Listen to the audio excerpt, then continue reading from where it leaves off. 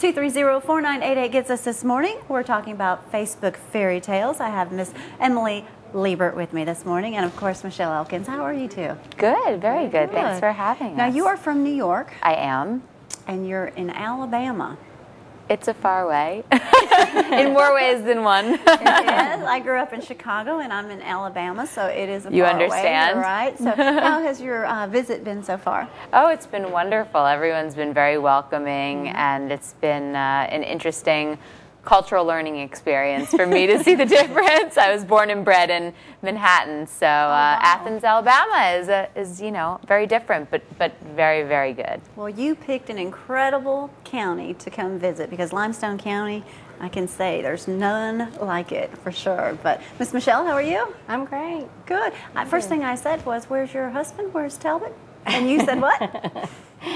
At home with his son. In bed, probably asleep. Oh boy, the females are having to do all the legwork up here today. Facebook Fairy Tales is, of course, a book that Miss Emily has written, and Facebook has really exploded. What gave you the idea to take this off with, you know, going through Facebook?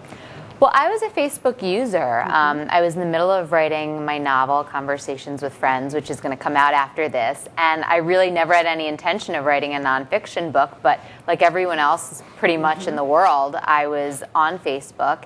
And I just started sort of thinking in a very conceptual way. There are 400 million members on this website. Amazing. And you know, something has to be coming of these 400 million connections worldwide. And there really have to be some great stories that are arising from it. And I started looking into it, and sure enough, there were, and you know, thousands of great stories. And I picked the 25 that I thought were the best and most diverse for this book. Out of 25 stories, 25 stories to go into the book, and I imagine you did receive thousands and thousands of stories, because like you said, how many millions of people are on Facebook. Miss Michelle Elkins is in here talking about Jessica, and you know, we all know the story about Jessica because you have done an amazing job covering meningitis awareness, and the way that you've written her story in the book was quite touching, because we've heard Michelle come up and talk about it and everything, and you did it was really, really heart touching. But not only that, for Michelle's story, and a positive for you guys is coming out and doing meningitis awareness, because a vaccination could be the difference in the whole world. But congratulations to you and Talbot on actually turning Heaven Sent into something positive. It's been overwhelming, I can tell you. For someone from New York, just to choose her story. Yeah, I mean, we never dreamed, you know, that her story would get out like it has, and it's been amazing and well worth it too. Not only Jessica's story in here, you have a lot of great stories in here from people where I just asked you what is the happiest story in here, and you said, my goodness, someone donated a kidney to someone across the world. Yeah, there was a woman in New York who lives actually near me, and through a mutual friend status update, a young mother in Tallahassee, Florida, donated her kidney. I mean, they were over 1,000 miles away, complete strangers. And this woman in Florida was just so touched by this woman in New York's story. She had had 12 possible donors before that had all fallen through. And this woman was the 13th, and I guess lucky number 13 was really her chance at living. And the woman who received the kidney also had young children. And I just find that it's unbelievable to me that there's that kind of sort of compassion, you know, just generosity of heart and spirit online. And you know, that is definitely one of the happier stories, but they're all happy stories. There's a couple who adopted a baby via a post on Facebook.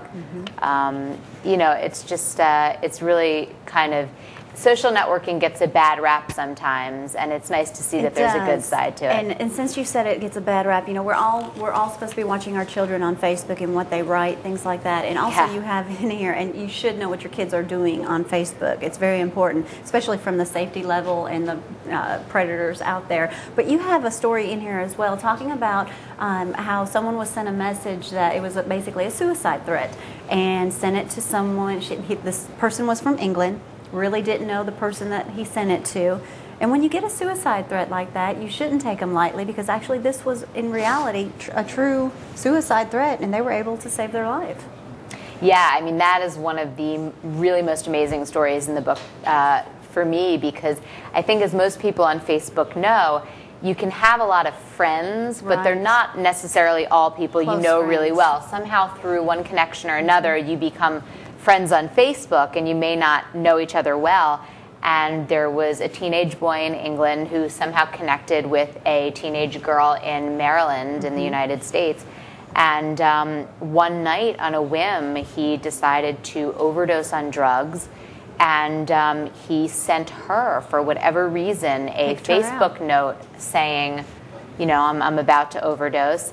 And it was on April Fool's Day that this happened. And, you know... So you take it like... Yeah, you take it... Is this is this an April Fool's Day joke? Even if it was an April Fool's Day, you know, I don't even know this person. Yeah, and again, it's sort of social networking, and why would he reach out to me? He's not really my friend. And fortunately, she did take it seriously, and she, you know, told her mother about it, and they contacted the White House. And through the White House in the United States, over to England, over the course of, I think it was a 1 or 2 day period, the boy had overdosed, and they were able to get to his house, find him, bring him to the hospital, and save his life. And to me, that's just that should give you unbelievable. chills hearing that story. Yeah, absolutely, it does.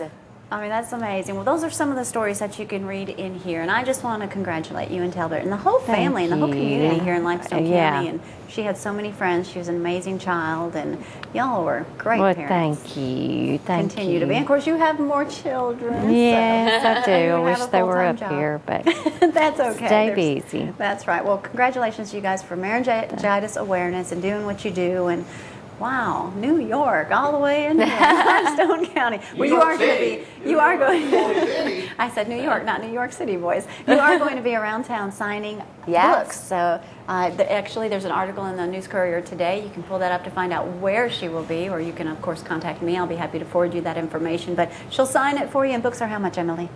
They are $15.